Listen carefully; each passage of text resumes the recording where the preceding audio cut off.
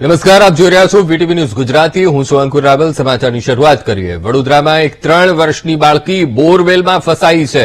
બાંધકામ સાઇટ પાસે બનાવાયેલા ખુલ્લા બોરવેલમાં આ બાળકી પડી. ત્યારે વડોદરાના છાણી વિસ્તારની નિર્માણાધીન સાઇટની આ ઘટના છે. ત્યારે ઘટનાની જાણ કરાતા પોલીસ અને ફાયર બ્રિગેડ તાત્કાલિક ઓપરેશન હાથ ધર્યું છે. બેભાન અવસ્થામાં બાળકીને બહાર કાઢવામાં આવી અને તરત જ સારવાર માટે ખસેડાઈ. બાળકીને સારવાર માટે વડોદરાની એસએસજી હોસ્પિટલમાં ખસેડાઈ છે. વાંધો સંવાદદાતા માનુ ચાવડા ફોનલાઈન પર. માનુ, વડોદરામાં એક 3 વર્ષની બાળકી બોરવેલમાં ફસાઈ, તેને બહાર કાઢી લેવામાં આવી છે અને સારવાર માટે હોસ્પિટલ ખસેડાઈ છે. શું સ્થિતિ બાળકીની? અંકુર, છાણી વિસ્તારમાં જે બાંધકામ સાઇટ છે ત્યાં બોરવેલમાં બાળકી પડી હતી. તો કે ફાયર બ્રિગેડની ટીમો પહોંચી અને અડધી કલાકમાં જ બાળકીને બહાર કાઢી લેવામાં આવી છે.